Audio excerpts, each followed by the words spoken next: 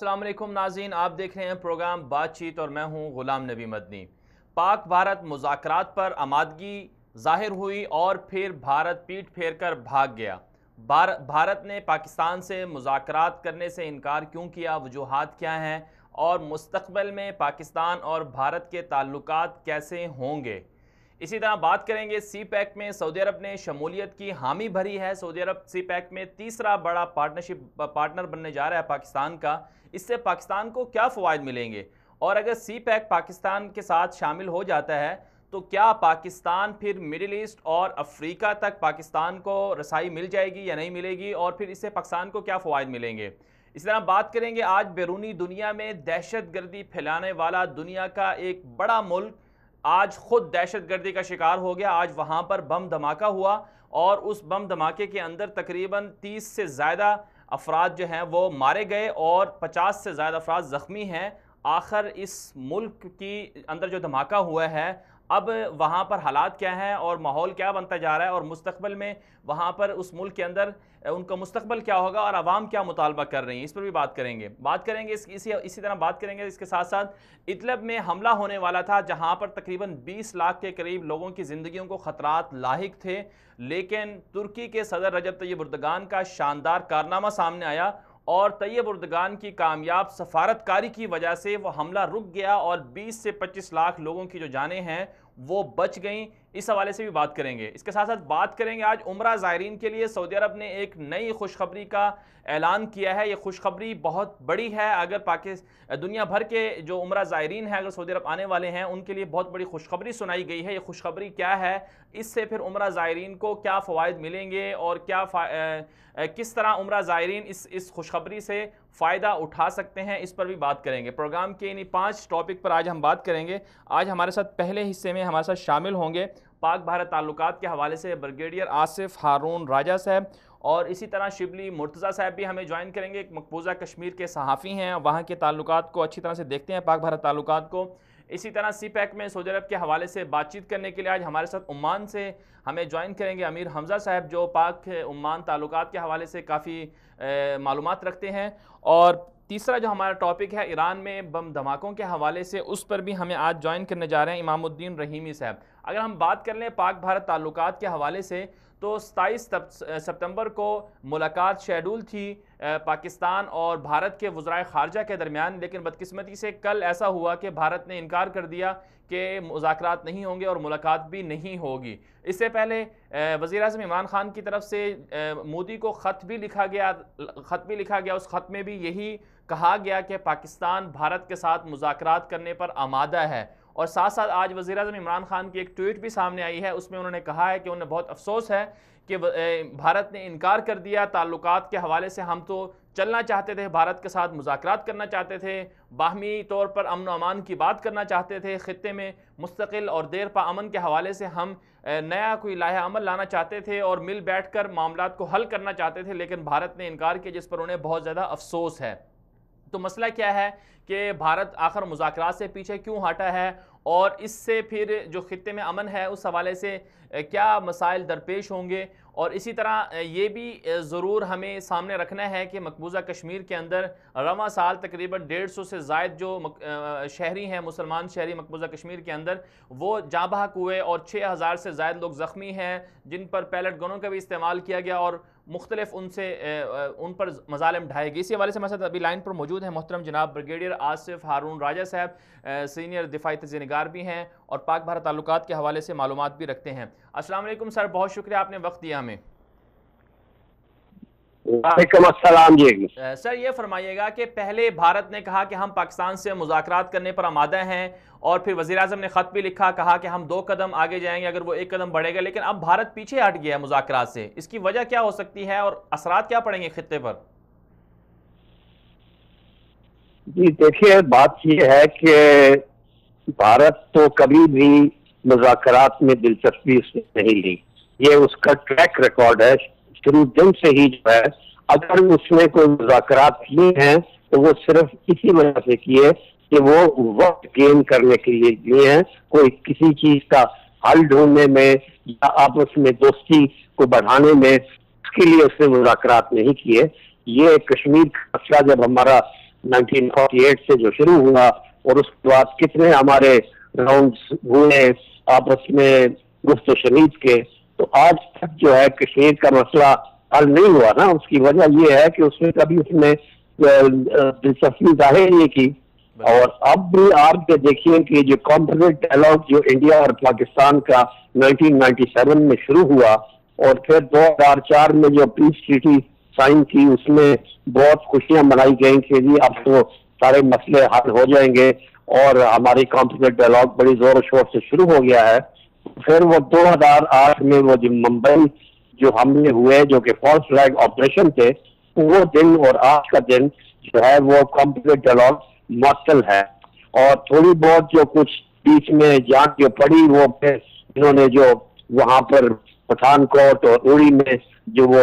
حملے ہوئے وہ اس کو ایک وجہ اور بہانہ بنا کے جو ہے انہوں نے پھر اس کو ختم کر دیا. نئی حکومت آئی ہے. آپ یہ دیکھیں کہ قائد اعظم سے لے کے آج تک جس میں ملٹری اور سول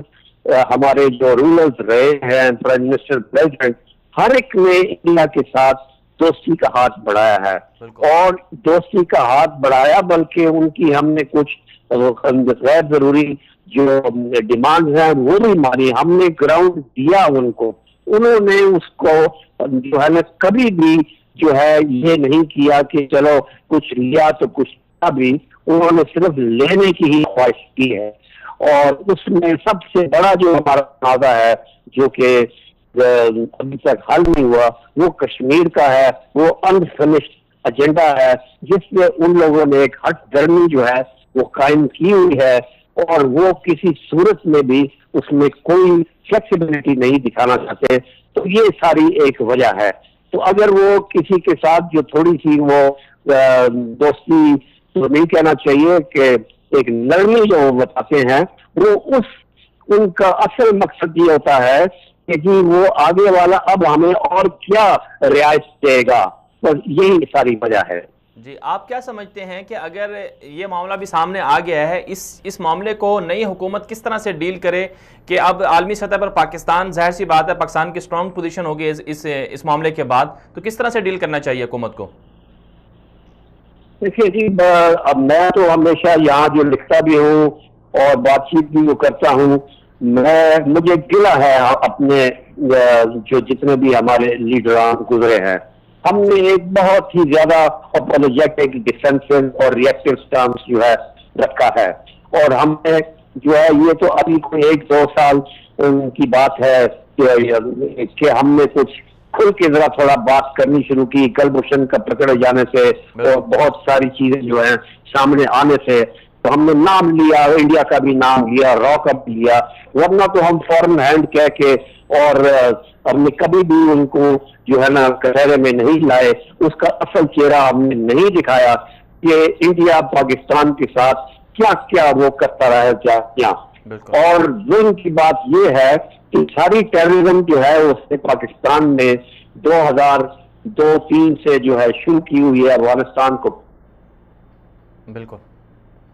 کر دیا ہے، تھاؤزنڈ آف کٹس لگا دیے ہیں. پاکستان کا حال دیکھیں، فاٹا، خیبر پختونخوا، کراچی، یہ سب جو ہے اس کی کارکردگی ہے. سارے شواہد ہم نے سب کو دے دیے ہوئے ہیں. لیکن اس کا نیریٹو یہ ہے کہ ہم جو ہے ٹیررزم کر رہے ہیں اور وہ وکٹم آف ٹیررزم ہے. اور اس نے کشمیر کو پس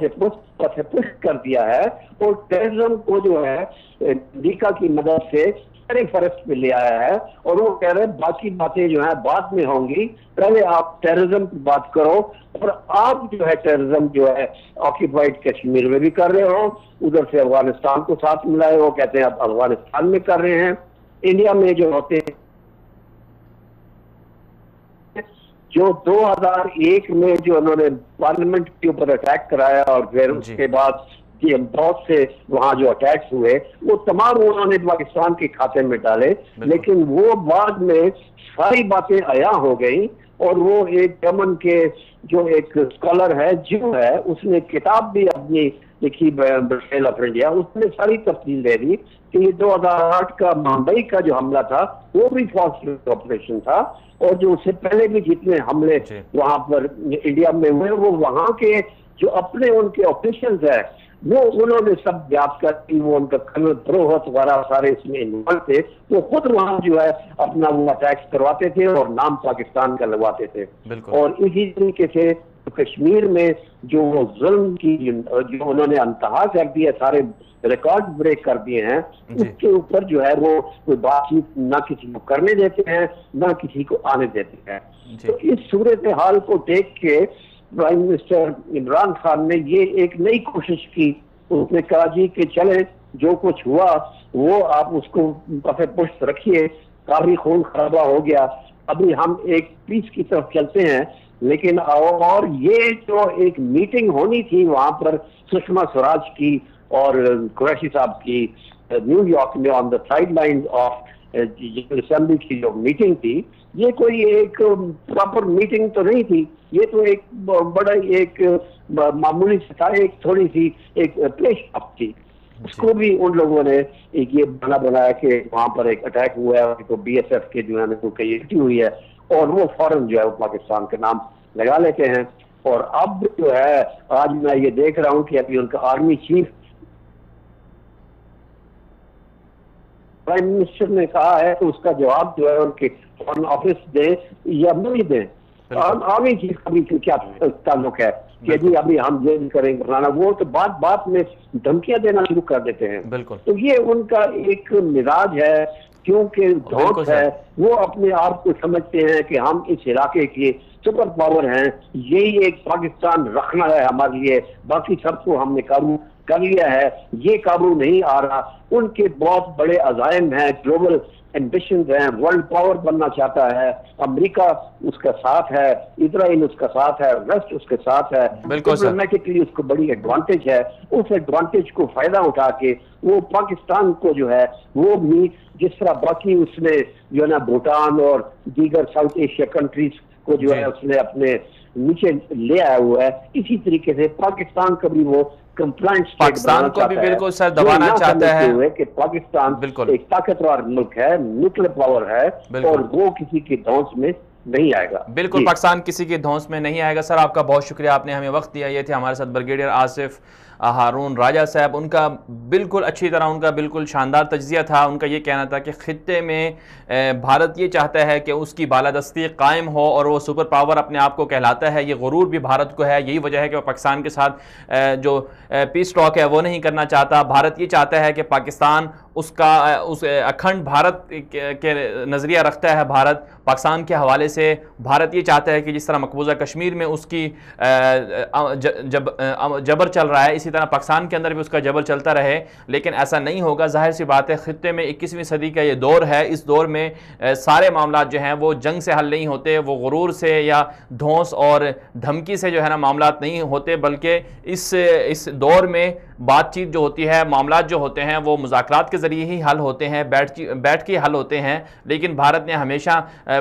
جو پاکستان کی طرف سے جو بھی کوششیں کی گئی ہیں، بھارت اس سے ہمیشہ روگردانی کرتا رہا ہے، پیچھے ہٹتا رہا ہے۔ تو اب اس میں یقیناً پاکستان کی بہت بڑی فتح ہے، بہت بڑی جیت ہے پاکستان کی یہ کہ پاکستان سفارتی سطح پر دنیا کو یہ واضح کر چکا ہے، دنیا کو یہ بتا چکا ہے کہ بھارت، پاکستان کے پرائم منسٹر بھی یہ کہہ چکے ہیں کہ اگر بھارت ایک قدم آئے گا تو پاکستان 2 قدم آگے جائے گا۔ پاکستان نے اس کا عملی طور پر جواب بھی دیا اور بھارت کو کہا کہ ہم آپ کے ساتھ بات چیت کرنے کے لیے تیار ہیں، اور باتیں یہاں تک کہی جا رہی ہیں کہ بھارت کو براہ راست پاکستان سے ایکسس بھی دی جائے گی تاکہ وہ جہاں جانا چاہے اس کے لیے بارڈر جو ہے، بارڈر کا مسئلہ ہے، پاکستان کے بارڈر کے ذریعے وہ افغانستان میں اپنی تجارت کر سکتا ہے، دیگر ممالک میں جو وسطی ایشیا کے ممالک ہیں وہاں تک جا سکتا ہے۔ یہ تک خبریں گردش کر رہی تھیں، اگر بات چیت ہو جاتی، اگر معاملات سارے کے سارے آپس میں طے ہو جاتے، اگر بھارت پیچھے نہ ہٹتا، تو اس لیے یہ بہت بڑا مسئلہ ہے جس میں یقیناً جو بھارت ہے اس کی اس میں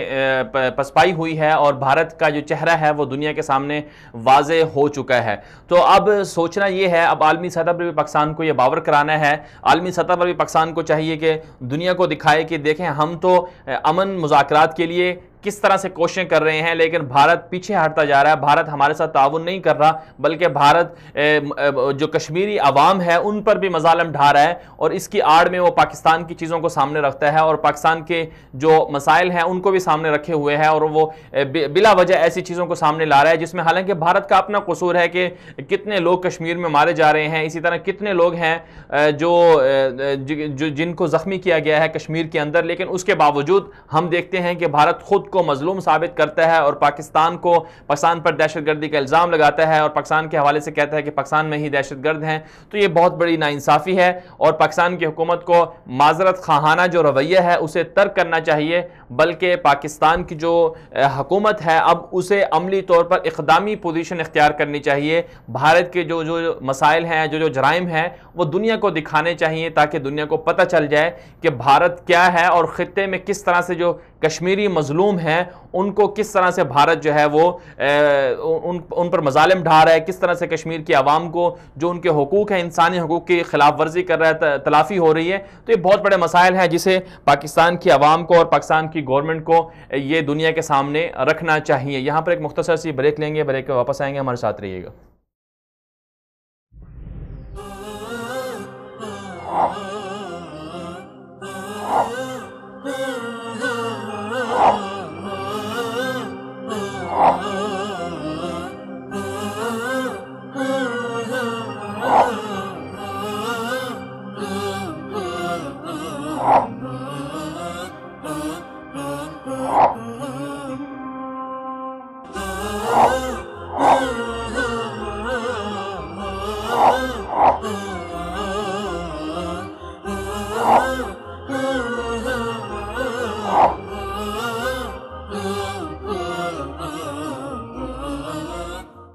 قرآن حیات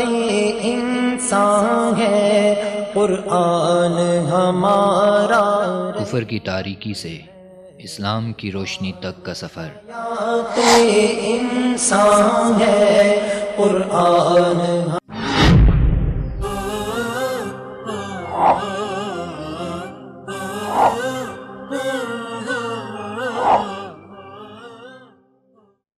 ویلکم بیک ناظرین. اب ہم بات کر رہے تھے کشمیر کے حوالے سے، پاک بھارت مذاکرات میں جو تعطل ہے اس حوالے سے. ابھی ہمارے ساتھ لائن پر موجود ہیں محترم جناب شبلی مرتضیٰ صاحب، مقبوضہ کشمیر کے صحافی ہیں اور پاک بھارت معاملات کو اچھی طرح سے جانتے ہیں. السلام علیکم سر، بہت شکریہ آپ نے وقت دیا ہمیں.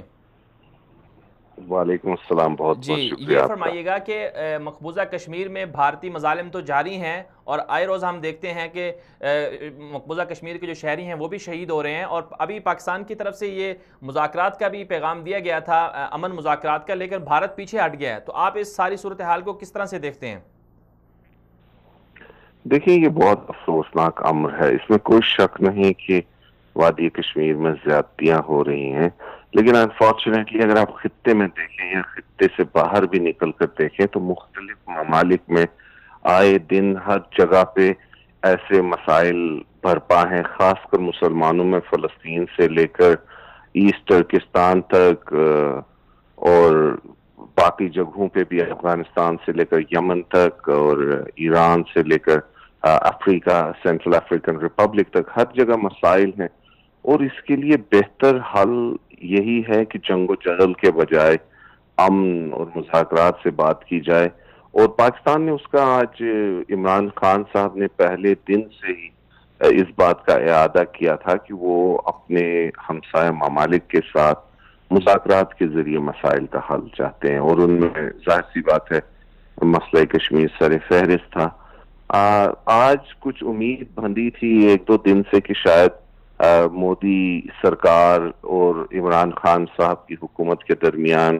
کچھ برف پگھلے گی اور حالات، کچھ معاملات میں کچھ سدھار آئے گا جو تعطل کا شکار تھے مذاکرات. لیکن آج انفارچونیٹلی جو گورنمنٹ آف انڈیا کی ریئیکشن رہی ہے یہ کچھ حوصلہ افزا نہیں ہے انفارچونیٹلی. جی، اس کے اثرات کیا پڑیں گے؟ آپ کیا سمجھتے ہیں مقبوضہ کشمیر پر اس کے اثرات کیا پڑیں گے؟ دیکھیں، حکومت ہند کئی معاملات میں حالات کو الجھا رہی ہے. ابھی 35A کا معاملہ ہے عدالت میں، جس کے ذریعے جو ریاست جموں کشمیر جو بھارت کے زیر انتظام ریاست جموں کشمیر کی خصوصی حیثیت ہے اس کو چیلنج کیا جا رہا ہے، اور لوگ یہاں سمجھتے ہیں کہ یہ کشمیریوں کی نسل کشی کی طرف ایک قدم ہے، جس سے ظاہر سی بات ہے یہاں پھر حالات خراب ہوں گے۔ بیچ میں یہ خبریں بھی آ رہی تھیں کہ ریاست جموں کشمیر کو 3 حصوں میں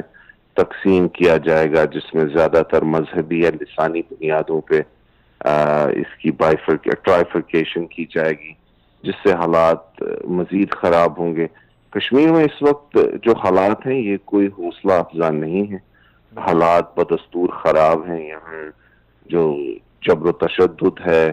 اس کا شکار لوگ ہو رہے ہیں، جو ملیٹنسی کا شکار بھی ہے، اس کی ریئیکشن میں حکومتی ریاستی جو کارروائیاں ہیں اس کے نتیجے میں تو حالات خراب ہیں، اور اس مذاکرات کے مزید خراب ہوں گے۔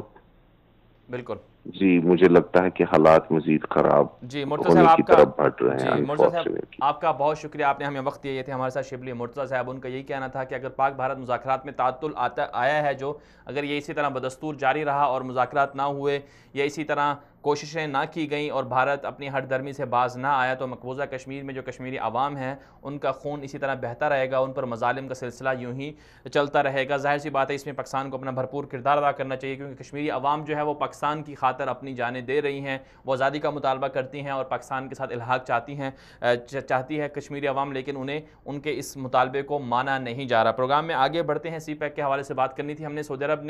سعودی عرب سی پیک میں شمولیت کا خواہاں ہے اور $10 ارب سے زائد کی سرمایہ کاری بھی کرنا چاہتا ہے، اور گوادر میں آئل سٹی بھی بنائی جا رہی ہے، اور اسی طرح گوادر کو کنیکٹ کیا جا رہا ہے عمان سے، مڈل ایسٹ سے اور افریقہ سے۔ وہ کیا پورا پلان ہے اور اس سے کیا فوائد پاکستان کو ملنے والے ہیں اگر سعودی عرب سی پیک میں شامل ہو جاتا ہے، تو خطے پر بلکہ بین الاقوامی سطح پر اس کے کیا اثرات ہوں گے، اس حوالے سے ایک رپورٹ ہے۔ رپورٹ دیکھیں واپس آتے ہیں، ہمارے ساتھ رہیے گا۔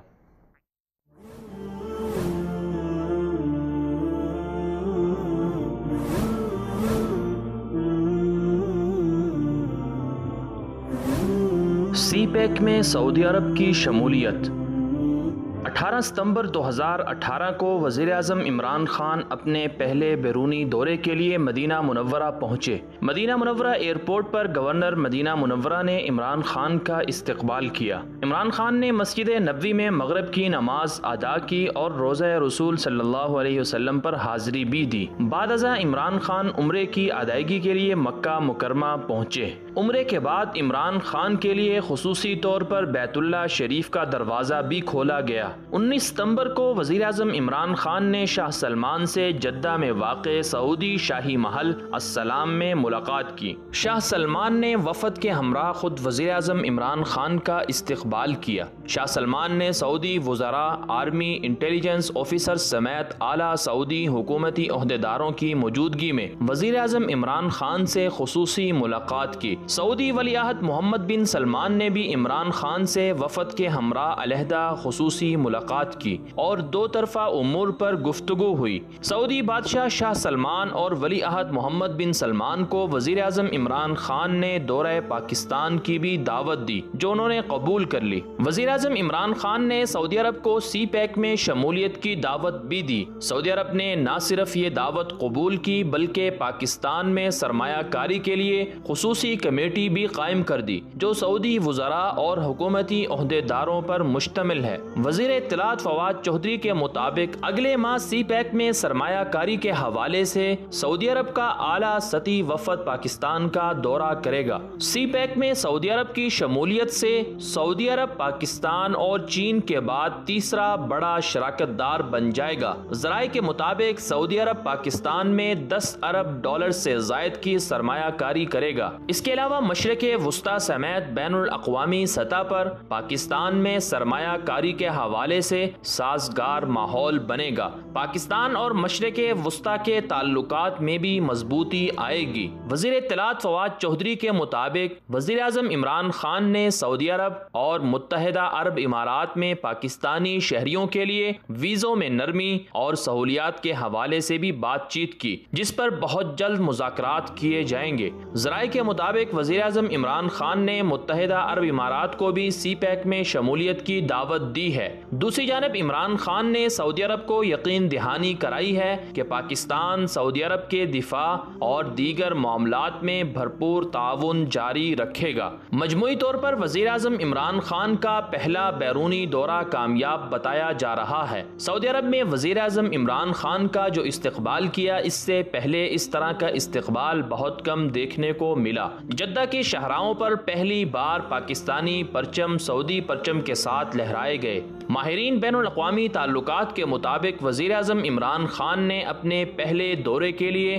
سعودی عرب اور متحدہ عرب امارات کا انتخاب کر کے بہترین فیصلہ کیا۔ اس سے عالم اسلام میں جہاں پاکستان کی مرکزی حیثیت کو تقویت ملی، وہیں پاکستان کے بہترین حلیف خلیجی ممالک سے باہمی تعلقات بھی مضبوط ہوئے۔ پاکستان کے لیے یہ ضروری ہے کہ پاکستانی حدود سے باہر نکل کر پاکستان عالم اسلام اور مشرق وسطی کے مسائل کے حل کے لیے اپنا کردار ادا کرے۔ اس کی بڑی وجہ ان ممالک کے استحکام کے ساتھ پاکستان کا استحکام کا جڑا ہوا ہونا ہے۔ یہ سوچ قطعاً غلط ہے کہ پاکستان کو اپنی فکر کرنا چاہیے اور خلیجی ممالک کے مسائل سے دور رہنا چاہیے۔ خلیجی ممالک پاکستان کے نہ صرف ہمسائے ممالک ہیں بلکہ خلیجی ممالک پاکستان کی سلامتی کے لیے بہترین دفاعی مراکز بھی ہیں۔ یمن کی خانہ جنگی ہو یا پھر شام اور عراق کی خانہ جنگی، پاکستان کو مؤثر کردار ادا کرنا چاہیے۔ غور طلب بات یہ ہے کہ پاکستان کا پڑوسی ملک ایران جو دفاعی، سیاسی اور معاشی لحاظ سے پاکستان سے بہت زیادہ کمزور ہے،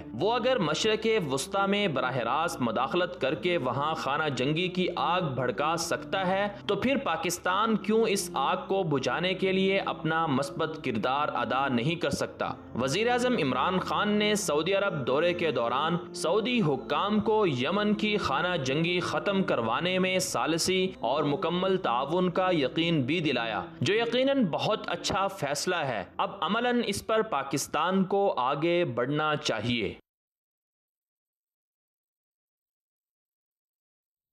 ویلکم بیک ناظرین، آپ نے رپورٹ ملاحظہ کی کہ سی پیک میں سعودی عرب کی شمولیت سے پاکستان کو کیا فوائد ملیں گے، اور اسی طرح پاکستان کا مشرق وسطی کے ساتھ جو تعلقات ہیں وہ بھی مستحکم ہوں گے، اور اسی طرح پاکستان براہ راست جو ہے وہ مشرق وسطی کے ساتھ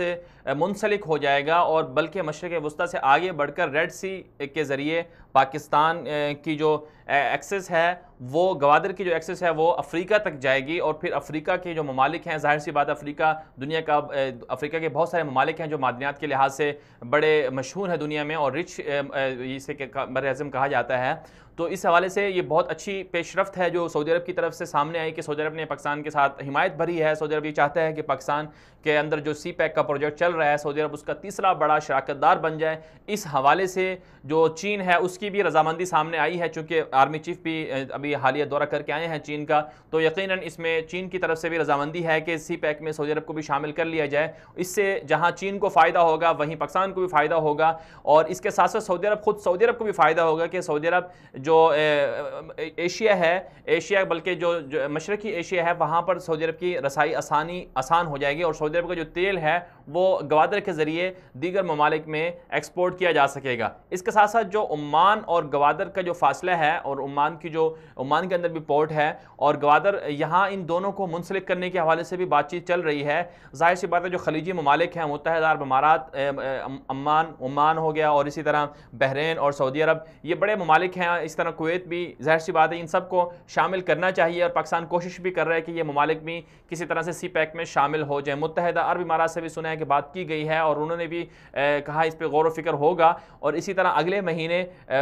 سی پیک کے حوالے سے جو مذاکرات ہوئے انویسٹمنٹ کے حوالے سے جو سعودی عرب پاکستان میں کرنا چاہ رہا ہے، سی پیک کے حوالے سے معاملات کو دیکھنے کے لیے سعودی عرب کی طرف سے اعلیٰ سطحی وفد بھی آ رہا ہے۔ تو سی پیک کے حوالے سے کیا فوائد ہوں گے، اس حوالے سے ابھی ہمارے ساتھ لائن پر موجود ہیں محترم جناب امیر حمزہ صاحب، جو پاک عمان تعلقات کے حوالے سے تجربہ رکھتے ہیں، اور اسی طرح مڈل ایسٹ اور پاکستان کے تعلقات کے حوالے سے بھی انہیں تجربہ ہے۔ امیر حمزہ صاحب، بہت شکریہ آپ نے ہمیں وقت دیا۔ یہ فرمائیے گا کہ سی پیک میں سعودی عرب نے تو شمولیت کا خواہاں ہے، سعودی عرب تو چاہتا ہے کہ سی پیک میں شامل ہو جائے، تو جو گوادر کے ساتھ عمان ایک ملک ہے، مسقط ہے، وہ بھی تو یہ چاہتا ہے، اس تک بھی رسائی کے حوالے سے بات چیت کی جا رہی ہے، تو آپ اس پورے معاملے کو کس طرح سے دیکھتے ہیں؟ جی السلام علیکم، بہت شکریہ، آپ نے مجھے وقت دیا. جی جو آپ نے سعودی عرب کے حوالے سے بھی بات کی ہے، پرائم منسٹر صاحب کا جو سعودی عرب کا وزٹ تھا وہ بہت میرے خیال سے اسے قدر کی نگاہ سے دیکھا جا رہا ہے. ان کے پرائم منسٹر بننے کے بعد یہ پہلا ان کا بیرونی دورہ تھا. پاکستان اور سعودی عرب کے تعلقات تو سب کو پتہ ہے کہ بہت زیادہ مضبوط ہیں، لیکن جو آپ نے بھی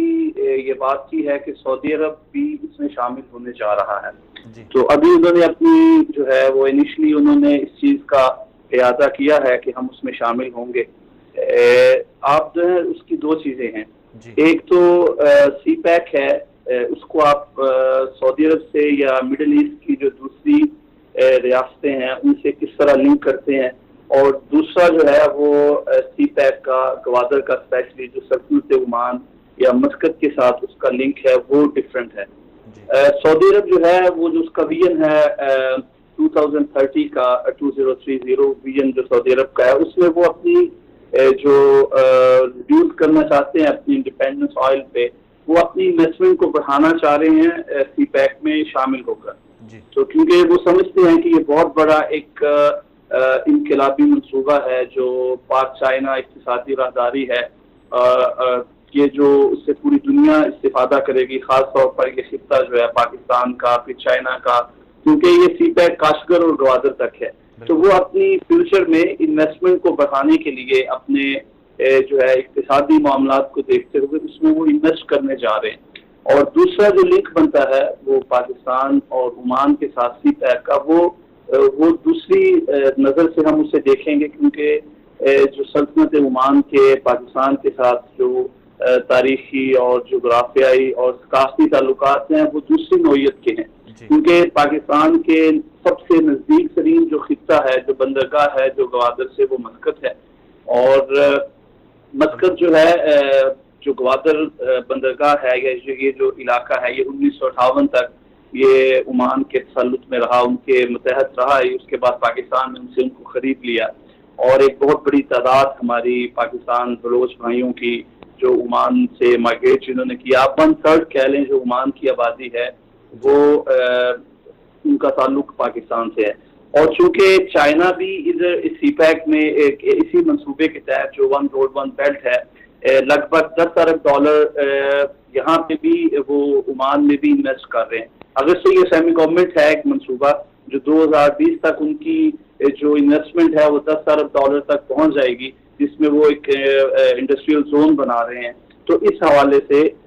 پاکستان، چائنا اور سلطنت عمان مسقط کا لنک بنتا ہے. اور جو سعودی عرب کا ہے وہ ایز اے انویسٹر کے طور پہ ہم سعودی عرب کو کہہ سکتے ہیں کہ وہ انویسٹ کرنا چاہ رہے ہیں اس پروجیکٹ میں، کیونکہ یہ بہت بڑا منصوبہ ہے اور اس سے ہمارے تعلقات بھی مضبوط ہوں گے اور سعودی عرب کا بھی فائدہ ہوگا. لیکن براہ راست جو ہے کوئی سچ میں مجھے ایسا اس کا جو ہے وہ لنک نظر نہیں آ رہا. جی بہت شکریہ امیر حمزہ صاحب، آپ نے ہمیں وقت دیا. یہ تھے ہمارے ساتھ عمان سے امیر حمزہ، وہ یہی بتا رہے تھے کہ پاکستان کے اندر جو سی پیک کا پروجیکٹ ہے اس سے یقیناً خطے پر مثبت اثرات پڑیں گے، اور اس کے ساتھ ساتھ جو ضروری ہے وہ جو ابھی پروجیکٹ چل رہا ہے وہ یہ ہے کہ گوادر کو مسقط سے جوڑا جائے گا، اور پھر اسی طرح مسقط کے ذریعے چونکہ مڈل ایسٹ میں خلیج ممالک کے ذریعے رسائی ہو جائے گی. پھر اس کے بعد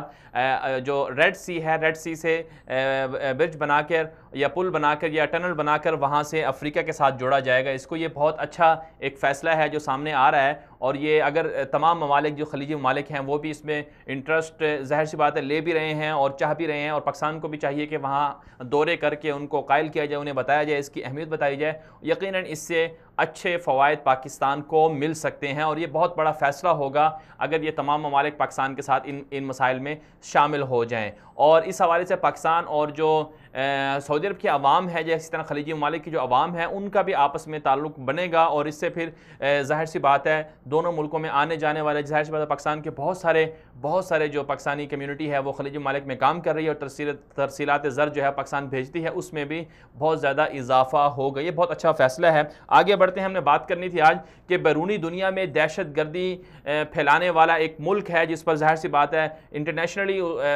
بہت سارے ایویڈنس ایسے موجود ہیں جس پر ثابت کیا گیا ہے کہ شام کے اندر، عراق کے اندر، یمن کے اندر اور اسی طرح کہ حتیٰ کہ افغانستان کے اندر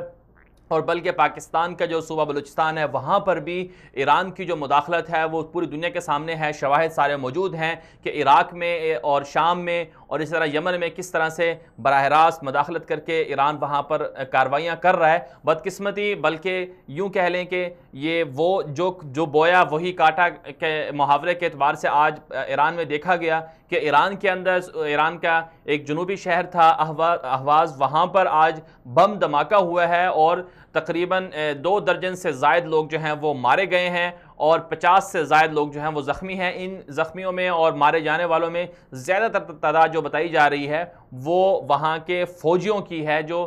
پریڈ کر رہے تھے، پریڈ میں شامل تھے، اور یہ جو پریڈ تھی وہاں پر یہ عراق اور ایران کی جو جنگ تھی اس حوالے سے یہ پریڈ جاری تھی اور اس کی یاد میں منائی جا رہی تھی۔ 1980 سے 1988 تک عراق کی اور ایران کی جنگ جاری رہی تھی اور اس میں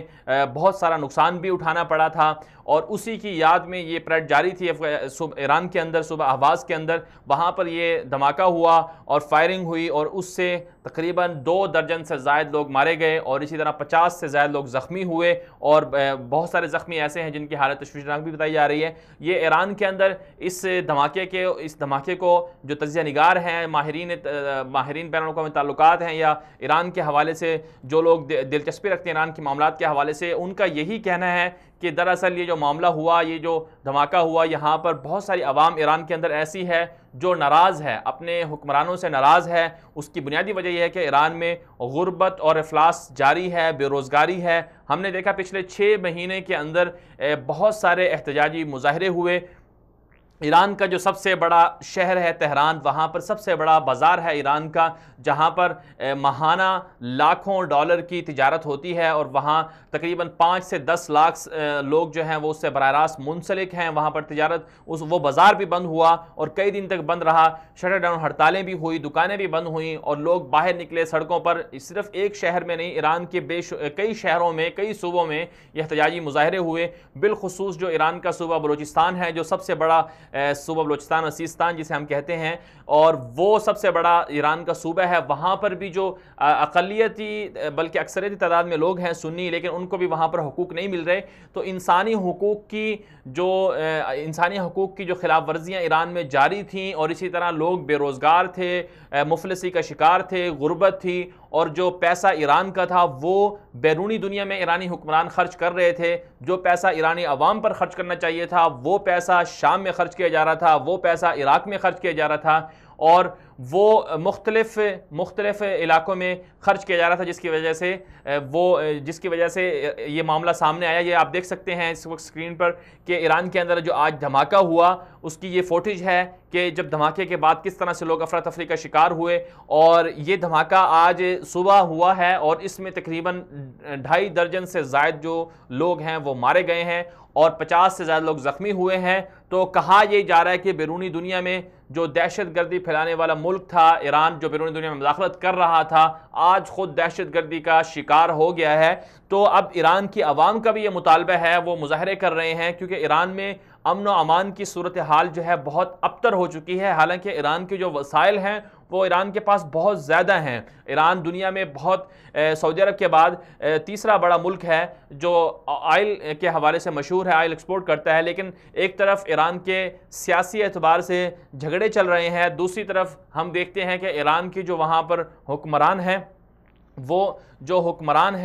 وہ وہاں پر کس طرح سے عوام کو پریشان کر رہے ہیں۔ تو یہ واقعی بہت افسوسناک صورتحال ہے جو آج ہم نے دیکھی ایران میں سامنے آئی۔ تو اب اس حوالے سے ایران کی عوام بھی یہ مطالبہ کر رہی ہے اپنے حکمرانوں سے کہ وہ اس طرح کے معاملات ہیں، وہ اگر ان معاملات کو رکوانا چاہتی ہے تو انہیں چاہیے کہ جو عوام ہیں ان کو تمام کے تمام حقوق دیے جائیں۔ جو وہاں پر لوگ ہیں وہ روزگار چاہتے ہیں، جو غربت کا شکار ہیں، جو مفلسی کا شکار ہیں، ان کی غربت اور مفلسی کو دور کیا جائے۔ سب سے بڑی بات یہ ہے کہ اگر ایران بیرونی دنیا میں جو مداخلت ہے اس کو اگر روک دے، شام سے نکل جائے، عراق سے نکل جائے، یمن سے باہر نکل جائے، اور پاکستان، افغانستان جو دیگر خطے کے ممالک ہیں ان میں اپنی ایک ذہنیت کے کے ساتھ جو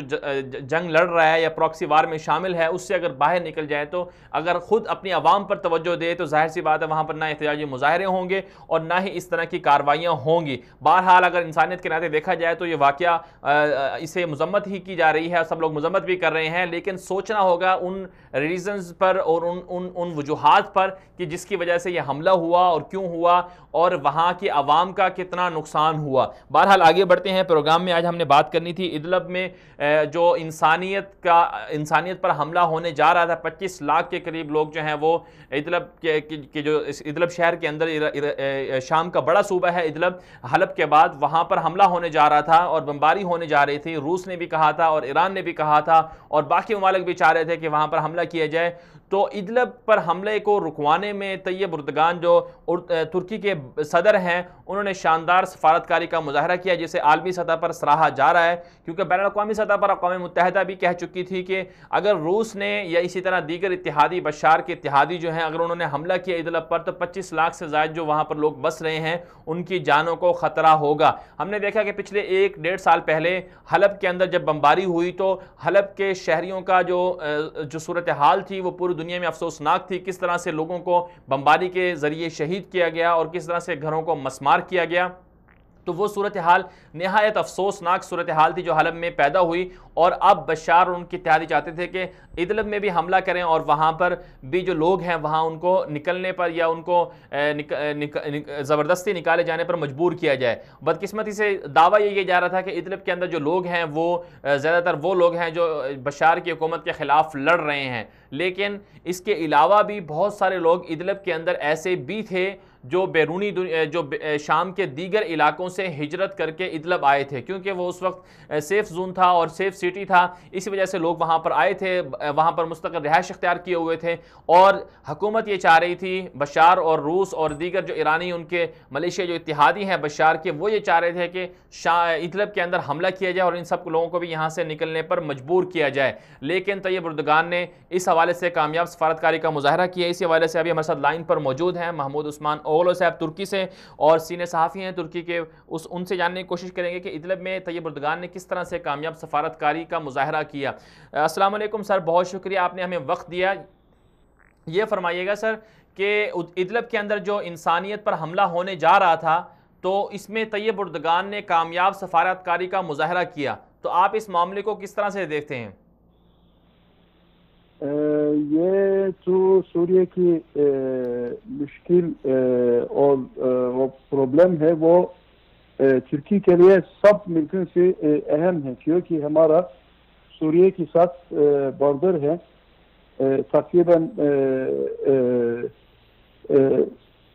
910 کلومیٹر کے تقریباً قریب ہمارا بارڈر ہے, اور ترکی کی سیکورٹی کی ایک خطرہ ہے. اسی وجہ سے ترکی اپنے امن و سیکورٹی کی وجہ سے اور سوریہ کی زمین کی سالمیت کی وجہ سے اپنے سارے کوشش کرتے ہیں. اور ادلب کی تعلق یہ ہوا کہ آپ کو پتہ ہوگا ایک خانہ جنگی سوریہ میں ابھی جاری ہے, لیکن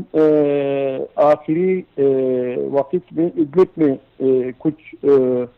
چیز شروع ہونا والا تھا. اسد کی جو فورسز ہے اور ان کی وہ دوسرا ملیشیات ان کو سپورٹ دیتے ہیں, جو ایک حملہ شروع کرنے والا تھا. تو ترکی اور ہمارا صدر اردوغان صاحب پوتین رشین فیڈریشن اور ایران کے ساتھ پہلی تارم میں کوشش کیا, اور اس کے بعد سوچی میں جا کر روسیہ کے صدر پوتین سے ملاقات اور مذاکرات کیا, اور ایک مدت کے لیے ابھی ادلب میں یہ خطرہ ابھی دور ہے. ہلو جی بالکل. تو وہ جو سیف سٹی بنائی ہے آپ کہہ رہے ہیں کہ 1 مہینے تک یہ ابھی معاملہ معطل ہوا ہے, تو 1 مہینے کے بعد پھر کیا صورتحال ہوگی؟ کیا دوبارہ بمباری ہو جائے گی ادلب کے اندر؟ یہ جو میرا خیال میں ترکی کے ڈپلوماسی کی وجہ یہ تھا کہ کہ ایک مدت کے لیے ڈپلوماسی کو ایک وقت لیا جائے، تو یہ ابھی وہ حاصل ہو گیا. اور ابھی صورتحال بھی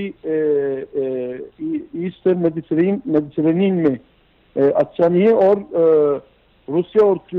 ترکی ایک ساتھ بیٹھ کر ایک ڈی ملٹرائز زون ابھی بنانے کی کوشش ہوگا. اور اس کے بعد ترکی یہ کوشش کرے گا کہ ادلب میں موجود جو مخالف ہے اور ان کی جو اسلحہ ہے اس کو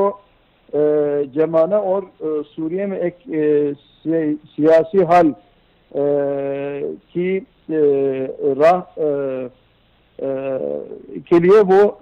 کوشش کریں گے. ابھی تقریباً ایک مہینے کے لیے ترکی کوشش کرے گا، اور دوسرے طرفوں کے ساتھ جس میں سب سے اہم روسیا ہے، روسیا کے ساتھ ادھر ایک انسانی قتل عام اور مہاجرت کے لہر کو روکانے کے لیے کوشش کرے گا، کیونکہ ابھی ادلب میں تقریباً 4 ملین آبادی ہے. اس کی زیادہ وہ شہری ہے، خواتین اور بچے وغیرہ ہے، لیکن مسلح افراد بھی اس میں ہے، جن میں سے اپوزیشن ہے جس کو سارا اطراف قبول کرتا، لیکن اس کے اندر دہشت گرد بھی ہے. میرا خیال میں آئندہ دنوں میں یہ دہشت گردوں کو اقناع کر کے اپنی سلاح کو چھوڑنے کے لیے اس کو کوشش کیا جائے گا. اگر یہ نہ ہو میرا خیال میں اس کو ختم کرنے کے لیے ترکی اور روس کی طرف سے کچھ چیز کیا جا سکتا ہے. جی عثمان صاحب، آپ کا بہت شکریہ، آپ نے ہمیں وقت دیا. یہ ترکی سے ہمیں محمود عثمان اوغلو صاحب ہمیں بتا رہے تھے کہ ادلب میں کیا صورتحال ہے. ان کا کہنا تھا کہ 4 ملین یعنی 40 لاکھ کے قریب لوگ ادلب میں آباد ہیں، بہت بڑا صوبہ ہے اور ترکی کے ساتھ ملحقہ ہے، اور ترکی کے ساتھ جو شام کی سرحدیں ہیں وہاں پر دہشت گردی کا بڑا خطرہ ہے، اور ترکی اسی وجہ سے شام کی خانہ جنگی کو ختم کروانے کے لیے اپنا کردار ادا کر رہا ہے. اور ترکی کے اندر تقریباً 40 لاکھ کے قریب شامی مہاجرین آباد ہیں، جن میں سے بہت سے جو شامی مہاجرین ہیں ان کو روزگار بھی فراہم کیا گیا ہے، اور بہت سے شہریوں کو، شامی شہریوں کو ترکی کے اندر ترکی کے صدر طیب اردگان کی طرف سے باقاعدہ نیشنلٹی دینے کا بھی کہا گیا ہے. بہرحال امت مسلمہ کی مشترکہ ذمہ داری بنتی ہے کہ وہ شام کی خانہ جنگی ختم کروانے کے لیے اپنا کردار ادا کرے. ابھی 1 مہینے کے لیے ادلب پر جو حملہ ہونے والا تھا اسے رکوانے کے لیے کامیاب سفارتکاری کے ذریعے ترکی نے اسے فی الحال ڈیلے کروایا ہے اور رکوایا ہے، لیکن مستقل اس کا حل نہیں ہوگا. ایک الگ سے ایک علاقہ قائم کیا گیا ہے جس میں دونوں جتنی بھی وہاں پر لڑنے والی طاقتیں ہیں سب نے مل کر اتفاق کیا کہ ایک ایسا علاقہ بنایا جائے جہاں پر پرامن لوگوں کو وہاں پر بسایا جائے. اس کے بعد جو ہے پھر وہ دیگر علاقوں کی طرف جو وہاں پر لوگ ہیں اگر ان کے خلاف لڑائی کرنی ہے تو اس پر غور و فکر کیا جا سکتا ہے. بہرحال آگے بڑھتے ہیں. پروگرام کے آخری حصے میں ابھی ہم نے بات کرنی تھی کہ عمرہ زائرین کے لیے سعودی عرب کی طرف سے بڑی خوشخبری کا اعلان سامنے آیا ہے. یہ خوشخبری کیا ہے اس پر ایک بات کریں گے، لیکن ایک مختصر سی بریک کے بعد.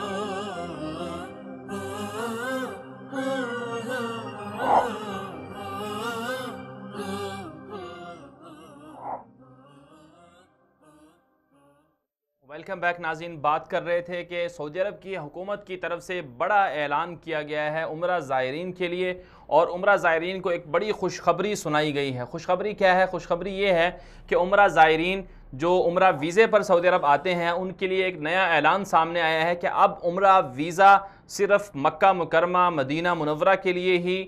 قابل استعمال نہیں ہوگا، بلکہ اس عمرے کے ذریعے جو عمرہ زائرین ہیں وہ سعودی عرب کے دیگر شہروں میں بھی جا سکتے ہیں۔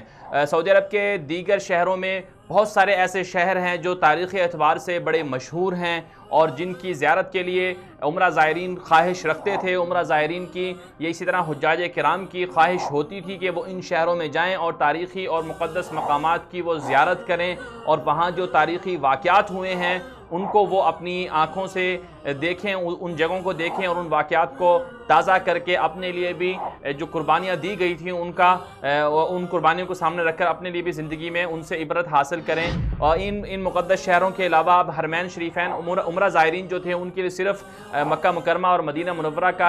کی ہی اجازت تھی کہ وہ ان دو شہروں میں اور اس کے علاوہ جدہ میں جا سکتے تھے۔ اس کے علاوہ جو باقی شہر تھے ان میں جانے کے لیے ان پر پابندی تھی، لیکن اب عمرہ زائرین کے لیے ایک نئی جو صورتحال ہے، نئی خوشخبری ہے۔ سعودی عرب کی وزارت حج کی جانب سے بھی اعلان کیا گیا ہے کہ اب عمرہ زائرین عمرہ ویزے پر سعودی عرب کے دیگر شہروں میں بھی جا سکتے ہیں۔ تاریخی مقامات کے حوالے سے تبوک کی بات کی جائے جہاں جنگ تبوک ہوئی، اور اسی طرح خیبر کی بات کی جائے جہاں جنگ خیبر لڑی گئی، اور اسی طرح بدر میں اسلام کی پہلی جنگ لڑی گئی۔ بدر کا جو علاقہ ہے، بدر شہر ہے، وہ بھی بڑا مشہور ہے، اور اسی طرح سعودی عرب کے دیگر بہت سارے علاقے ہیں جہاں جو سیاحتی حوالے سے بھی بڑے مشہور ہیں۔ سعودی عرب کے شمال میں اگر آپ چلے جائیں تو تبوک ہے، اور اسی طرح جنوب میں اگر آپ چلے جائیں تو جازان اور نجران، یہ علاقے وہاں پر ہیں جہاں پر سیاحت کے حوالے سے بہت کچھ دیکھا جا سکتا ہے۔ تو اب عمرہ زائرین اگر عمرے پر آئیں گے تو وہ صرف دو مقدس شہروں کے علاوہ اگر کسی اور شہر کی بھی زیارت کرنا چاہیں، سیاحت کرنا چاہیں تو وہ جا سکتے ہیں۔ سعودی عرب کی طرف سے یہ بڑا اعلان سامنے آیا ہے جسے عمرہ زائرین کی طرف سے بھی سراہا جا رہا ہے، لیکن اس میں ایک شرط یہ رکھی گئی ہے کہ عمرہ زائرین جن کے پاس 28 دن کا ویزا ہوگا یا اس سے کم مدت کا ویزا ہوگا تو انہیں کم از کم 15 دن ضرور جو ہے مکہ اور مدینہ میں گزارنا ہوں گے۔ اس کے علاوہ جو باقی ایام ہیں وہ اگر کسی بھی شہر جانا چاہیں، تبوک جانا چاہیں، خیبر جانا چاہیں، یمبو جانا چاہیں، بدر جانا چاہیں، طائف جانا چاہیں، یا اسی طرح سعودی عرب کے دیگر شہروں میں سیاحت کے لیے جانا چاہیں تو عمرہ زائرین اب عمرہ ویزے پر سعودی عرب کے تمام شہروں کا وزٹ کر سکتے ہیں۔ بہرحال پروگرام کے آخر میں عمرہ زائرین کے لیے بڑی خوشخبری تھی، لیکن اس کے ساتھ ساتھ کچھ لوگوں کی طرف سے یہ اعتراضات بھی سامنے آ رہے ہیں کہ سعودی حکومت کی طرف سے 2000 ریال کی جو فیس کا معاملہ ہے اسے ختم نہیں کیا جا رہا۔ سعودی حکومت کے ساتھ پاکستان کے جو مذاکرات ہوئے ہیں اس میں بھی یہ کہا گیا ہے کہ پاکستان کی جو